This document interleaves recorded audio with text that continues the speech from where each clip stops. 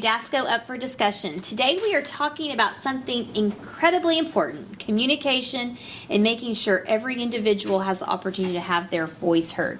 I'm joined today by some very special guests who have helped create and organize Inclusive Communication Conference for the last, I guess this is our third year to have the conference. We'll be talking about how the conference got started, what attendees can expect, and why this mission matters to all three of us, and how you can get involved. So, y'all, thank you for being here today. We have Milena and Kelly. So, Milena, we'll start with you. Tell us a little bit about yourself and who you're with. Yeah, absolutely. Thanks for having me. My name is Milena Hafsmanis. I'm the founder of Unity Forward Oklahoma, which is a grassroots nonprofit volunteer ran to break barriers and build bridges towards a more inclusive tomorrow. And just really excited to be here. And I'm a sibling and advocate, and it's really neat to be able to collaborate with partners to foster more belonging within our spaces. Yep. Kelly. I'm Kelly Marshall, and I am a speech-language pathologist by trade. I am the program officer for children and youth at the Autism Foundation of Oklahoma, and I've worked over 20 years in this field. I'm also the mother of a child that's deaf, and understand from my both parent role and provider role how important it is to have inclusive communication opportunities. Absolutely. And I'm Sarah Sewell. I'm the Executive Director for the Down Syndrome Association of Central Oklahoma. And really, I kind of went to Emily a few years ago and said, hey, how can we do this, or what should we do? Because so many of our loved ones were being treated terribly in the schools, and things were being diagnosed as a behavior when really it was just lack of communication. And that just really bothered me, that the fact that our kids were being so misunderstood and then being punished basically for the miscommunication mishap. And then I found out that there's a lot of paras that don't even know how to use the communication devices. And, we have Able Tech that usually comes to our conference. But what about you guys, about the conference getting started? Share a little bit about your journey with it. Yeah, no, absolutely. It was a lot of those, I think, just coming together and realizing the broader issue that was happening within our school systems. And it struck very personal for me, just because I know my brother, he has autism, and there were a lot of spaces where he faced suspensions and got in trouble a lot for miscommunication, to that point where, like you shared, we came together and we're like, well, surely the way for us to get to the root cause of this happening and it going away is education and improving education, but also bringing multiple stakeholders into the space to have a conversation. So we're seeing perspectives across the board. And I think that's something that's been really exciting about the conference over the past few years that we've planned it, is that it's gotten better and been able to identify other ways to collaborate and bring more community partners within the space. And like you shared, Able Tech comes out and we're able to highlight tools, and we're able to highlight educator perspectives, self-advocate perspectives. And I feel like I often hear a lot of people say just how much they're walking away with a better understanding. Yeah, and that's really the end goal, right? Absolutely. And I think it's so neat that we're able to accomplish that. I mean, we had one session a couple years ago about hearing devices. Yes. And the paras there were like, I don't even know how to turn it off or turn it on. And I think that was what was really telling, like the lack of training and understanding that those that are in the classroom didn't have. But also it was eye-opening, and we didn't realize this when we did the conference a couple years ago. We had teachers and paras and providers in the same room, and sometimes they're not even in the same room unless they're at an IEP meeting. Right. So I think that was another eye-opening experience. And then just for teachers to know about different, vendors that provide different things for our families as a resource. It's kind of like another resource hub, and they don't get a chance to do that. Right. But this year our theme is communication is a human right. I think we all kind of said, yes, absolutely, yes, it is.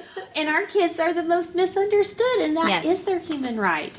You guys want to share a little bit about the theme for this year? I would love to. I chose the field of speech-language pathology, over 2 decades ago, just because understanding that if we can't convey our messages to those we love and in the spaces that we live in and are educated in and work in, then we really do communicate in other ways. And so just to Absolutely. get people to understand that we are born with one mechanism to communicate, all of us. We're all the same in that. But we refine those skills based on what's available to us and how we're taught and what, who we come in contact with.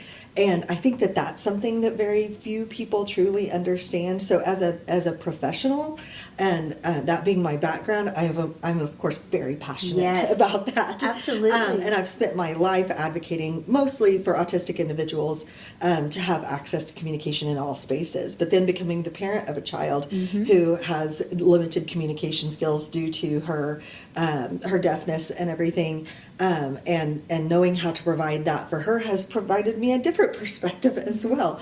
But also, I mean, just the story you just told about, Para's not even knowing how to work a hearing device.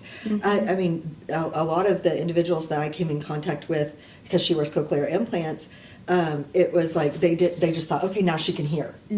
And that's not exactly how this works. Right. Right. So to really get that understanding that there are still barriers out there, what it means to be inclusive, and that our paraeducators a lot of times are the ones that know our children best. They do. And so we have to make sure that they They're the really hands-on. exactly that they Yeah. really understand the IEP, and that they really understand how important that environment it is, and giving access to communication is. So I even have a coffee mug that says behavior, or that says communication is a human right. Oh, that's so awesome. I'm like, when you guys Picked the right when you proposed topic. that, I was like, I'm in. This That is sounds so great. awesome. It was meant to be. It was meant to be. Exactly. I love that. Yeah. It really is. But just having that, just a basic understanding of what, we all communicate in a different way and Right. express ourselves in different ways. And that's exactly what kids with disabilities do as well. We just have to understand what those are, Right. and then understand what the behavior might mean and what they're trying to tell us.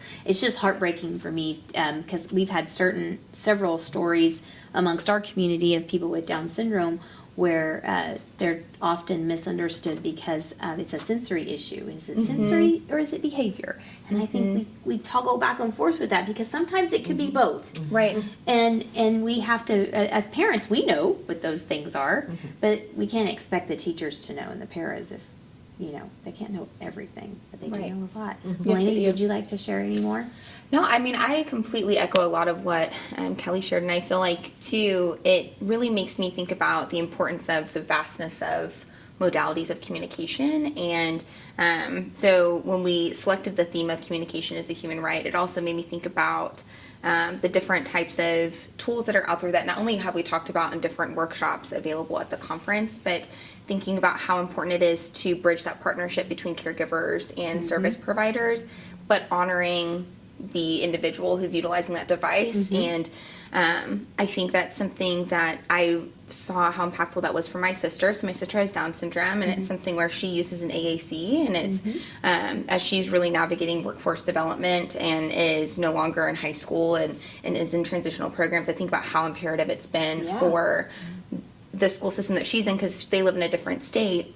That was a huge difference towards maximizing quality of life for my sister and independence, and really honoring her choice and her perspective. And so I just think about how when we say communication is a human right, communication unlocks so many pieces that if we don't have those tools or that understanding, or we're not ensuring that we're putting dignity at the center of the individual utilizing that device or that modality that is preferred to them, we really hinder maximizing that quality of life. And so it's something that I think our theme really allows for us to see how all those pieces come together, but how we can also lean into learning continuously, because there's always these different tools that are coming out, best practices, and really honoring having conversations too when we don't know, and making that okay. And that's something I love about our conference. Absolutely. Each year too, is I feel like they're really safe spaces for people, whether it's a paraprofessional or Ask those hard questions. a Like, teacher, or I didn't know this had happened. Yeah, or we're here to help you. right, or why is it this way, or wait, I've seen that before, but I didn't know I could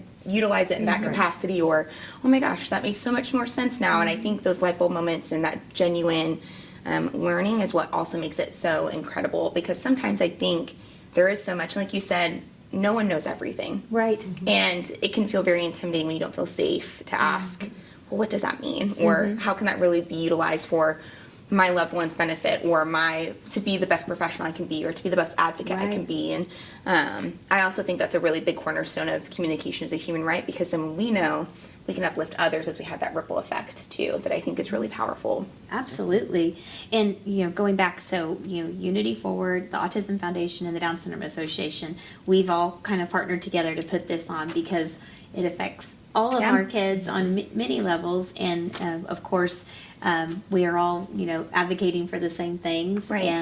And, we just want teachers to feel supported. So if you would, Melina, share a little bit about, who would this conference be targeted for? Great question. Yeah, I would say, educators in the K-12 sector, but also paraprofessionals, service providers. So whether you work in occupational therapy, speech therapy, physical therapy, and also, again, caregivers, but also self-advocates are a big space that we are wanting Yeah. to invite within this space. And I think we're very intentional trying to be very collaborative in what stakeholders are in that I think we're space. going to have some police officers join us this year that have Okay. registered. So I love that. Yeah, so it's also kind of going out into some community aspects That's too, incredible. because they want to learn more about what do these devices do, and Right. how do if somebody needs our assistance, how would we be able to communicate with them Right. in the event of an emergency? And we've seen a lot of developments with communication in the public safety sector, right? Like the Yeah. Blue Envelope Initiative and other spaces where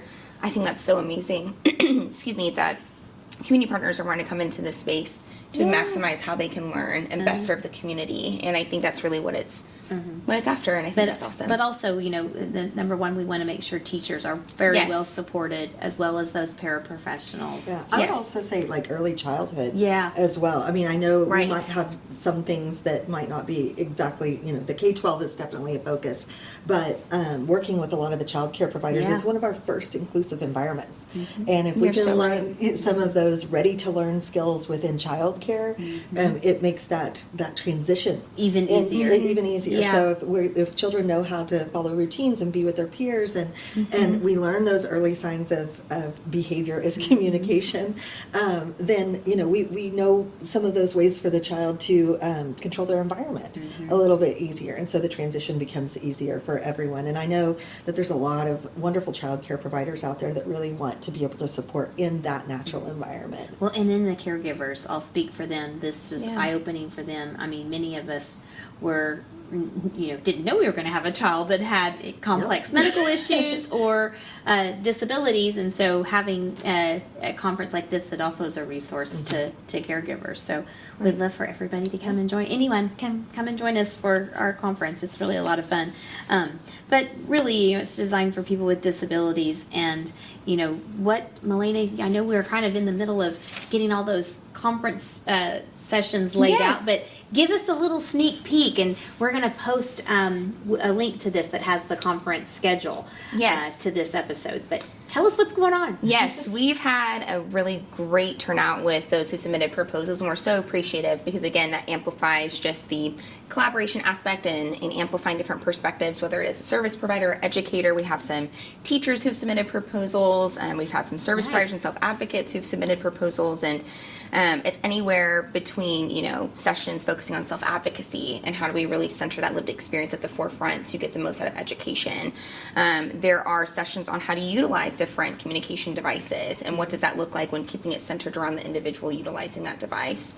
There are great sessions around behavior and how that is communication, which is something that is a huge, I would say, just cornerstone in this space. And then finally, we have some awesome tech demonstration exploration sessions by Able Tech, which gives a lot of hands-on experience that, like you had mentioned, they've been a great feature as a vendor and a session highlight in the past, and they'll have several sessions where people are able to go in and see what tools are available to them at no cost or for, a smaller loan piece depending on the program that they utilize, and which is very empowering for our caregivers and our educators. And so we're really excited for the sessions that are going to be featured, and like you shared, we'll be able to highlight that online soon. And whole group programming, we have some awesome keynotes at the beginning and also during the lunch session focusing on utilization of APA and what that looks like in communication, and also a panel focusing on communication and centering on the self-advocacy voice. And so I'd say it's a jam-packed day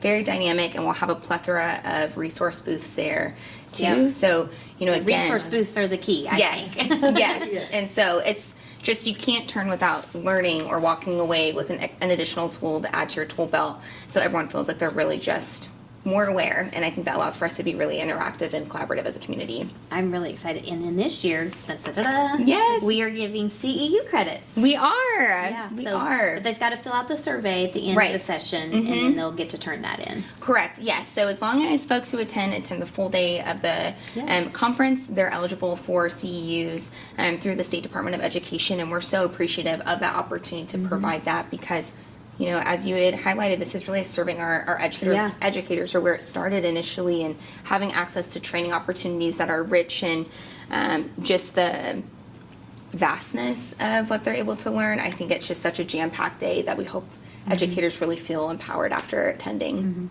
So yeah, I was going to say that's pretty much what we hope everybody walks away with, that they have enough resources, they Right. feel empowered, and at least they've gained some knowledge about some basic things relating to whether it's a communication device or understanding a hearing impairment. Right. Or maybe, okay, this panel of self-advocates, I've learned something from them about how they interpret and process and understand a question, and they may Right. not understand those who, what, when, where's, and why's, and why is that? So I might need to rephrase that question to them. But Right. you guys, any other takeaways that you would like to share?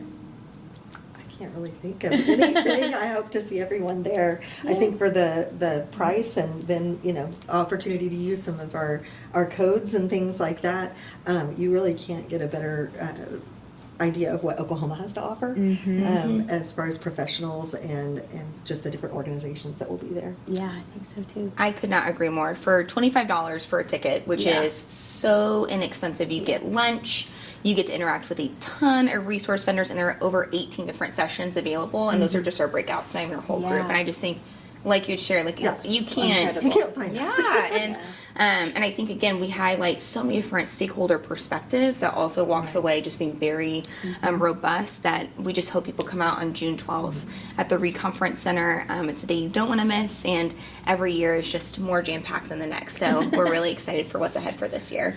I am too. I'm really excited, and 18 opportunities. I mean, you can't get that. So many, Yeah, so and many. I feel like our sessions are more like one-on-one. They can ask personal questions and really Right. take a deep dive into what is this about, or maybe relating it to a child that they might have in their classroom. Right. Is what we hope, and then taking that back and sharing it with their colleagues for sure. I like what you talked about, your sister and the transition, because DRS services will be there. Yes. And, this is something that is part of their communication in transition programs and adulthood. Right. And so I think we'll be sharing some more information about that as well. We will. So, They actually will have a session, Yeah. so definitely come on out. I know they're focusing on having a booth too, so we'll have lots of resource partners that range from early childhood to transition, and just a great day to stop by and learn. we're going to post our sponsors because we're still getting those, so we'll put those in the notes. So if anybody would like to take a look at who's helping us sponsor this event. But I do want to give a huge shout out because we wrote the grant for the Deer Creek funds for Wonderful Week of Fundraising, and so a portion of the funds that the students raised will actually be going to support teachers, which is So amazing. really awesome, and Fantastic. we're really excited to do that. And then I think we're giving out T-shirts too. We are giving out T-shirts, and they are going to be so cute. So definitely, again, you also get a T-shirt and lunch, all things for $25. That's amazing. So, but yes, we have really cute T-shirts that'll be coming out for those who register, and so we're excited again for them to not only focus on how communication is right just that day, but continue on that message and get to even be a little poster board for that, so that we're being mindful of that across in our communities. Yeah, and then this year we kind of changed up the conference because it's going to be at the Reed Center in Yes. West City. So hopefully that'll provide us with some great breakout rooms and spacious areas for our vendors, and just sometimes a different change of venue is nice. Exactly. But we wanted to Absolutely. make sure it was kind of a little more for people that were traveling south. Didn't have to drive as far to the city, so hopefully that will work out. And they've got really great parking. Yes, and they've been Easy awesome. access. It is. Highway, It is so. easy access, but it's going to be at the Reed Center. But Melena, would you like to share any more about the sessions or anything details about the conference? I would say that captures it all. What we've been able to talk about. Can you think of anything? Well, you wanted to highlight? it's gonna take place June 12th. Mm-hmm. It's on a Friday, and it's pretty much 9 to 3. 3:30. Yes. Yeah. Mm-hmm. Yeah, 3:30, and then it's $25. However, if you're listening to this podcast, you can get a free registration if you use the promo code podcast, all capital letters with an exclamation point. So Okay. spell out podcast, all caps with an exclamation point, and you can get your registration free from listening to the podcast. And then, we've got some great sessions, and we're going to post those with a link to this session as well. And other than that, we're just really excited. Anything else Yes, you guys want to gorgeous. share? No, just mark your calendars for June 12th, and it'll be here before you know it, and we're Yeah. excited. So join us in a day of learning, and we're excited for us to continue to amplify the message of communication as a human right and really foster more space of belonging and improve and partner with educators to just make outcomes better. So we're really excited. Well, I just want to say I appreciate you all, because y'all have done a lot of the legwork and putting it all together and piecing things, because it doesn't, just doesn't happen overnight. We take a long time to plan this out, and Milena, you do a lot of the hard work. Yes. So I was going to thank say you. props to her for her organizational she does. skills. Teamwork makes the dream work. No, it's been awesome to see She you grow. does. But I'm really excited. I think we've got some really good content to share with all of our providers and teachers, and I think that's what's most important, that they have the information and the tools they need to be as successful as they can in the classroom. But Absolutely. again, it's going to be June the 12th. It's at the Reed Center, and we're giving out CEUs. Yes. And if you'd like a free registration, make sure to use that promo code podcast, all capital letters with an exclamation point. And if you have any questions, you can reach out to any of us for questions, and we'd be happy to answer those, or if you need a resource. But again, we hope to see you on June the 12th at the Reed Center for our Inclusive Communication Conference, where communication is a human right. So thank you for joining us, and we'll see you soon. Bye.